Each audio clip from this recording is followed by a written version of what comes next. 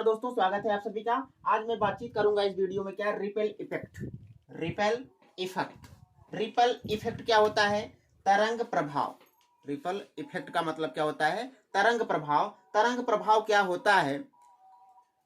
जैसे आप बचपन में या कभी भी आपने तालाब, नहर या किसी भी गड्ढे में आपने क्या किया होगा? कंकड़ जरूर फेंका होगा। तो कंकड़ फेंका होगा उस तालाब में, पानी में, तो उसमें क्या बनती हैं? लहरें बनती हैं, रिपल बनती हैं।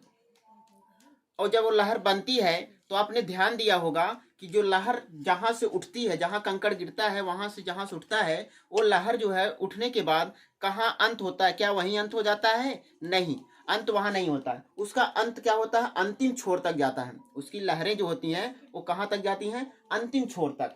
कभी ध्यान से देखना पत्थर मार करके, तो जो लहर उसमें से उठती है वो कहाँ तक जाती है? अंतिम तालाब या नदी, जो भी स्रोत रहेगा पानी का, वो उसके अंतिम छोर तक जाएगा। तो तरंग का प्रभाव जो होता है, ये टॉपिक जो है आप जीवन से रिलेटेड भी करके सीखेंगे तो बहुत कुछ इससे सीखने को मिलेगा।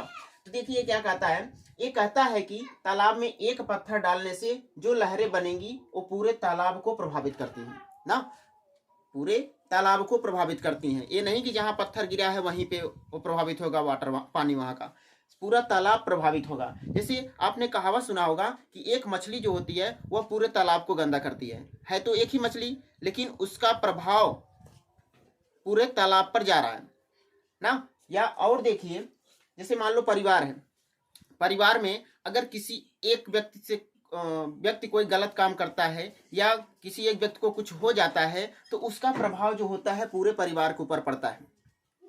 क्या पड़ता है? पूरे परिवार के ऊपर पड़ता है। और जैसे आपने और अच्छा एग्जांपल देखिए, जैसे आपने क्लास में पढ़ा होगा, स्कूल में आपने कक्षा में जब पढ़ाई कर रहे होंगे तो टीचर जो आता है, कभी कभी अगर मान लो टीचर गुस्से में है तो एक स्टूडेंट को मारता है तो पूरा स्टूडेंट क्या होते हैं? अलर्ट हो जाते हैं।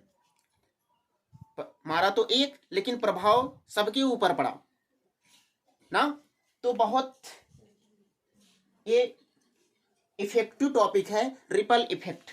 अगर आप इसको समझेंगे गहराई से तो एक घटना घटती है, पूरा चीज उसके वातावरण में जो रहता है सब प्रभावित होता है। जैसे गांव में कोई एक घटना घट जाती है तो पूरा गांव प्रभावित हो जाता है। क्यों प्रभावित हो जाता है? क्यों? क्योंकि सब एक दूसरे से क्या है? रिलेट है, सब एक दूसरे से जुड़े हुए हैं ना। यदि एक दूसरे से जुड़े ना होते तो कोई प्रभावित ही ना होता।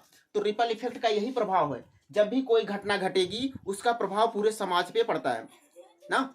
क्या होता है? पूरे समाज पे पड़ता है। तो रिपल इफेक्ट कैसा लगा यह टॉपिक? यह टॉपिक यदि आपको वीडियो अच्छा लगा होगा तो वीडियो को लाइक शेयर करिए और कमेंट करके बताइए। तो उम्मीद करते हैं कि आपको यह टॉपिक अच्छा लगा होगा। तो इसी के साथ मैं समाप्त करता हूँ। धन्यवाद।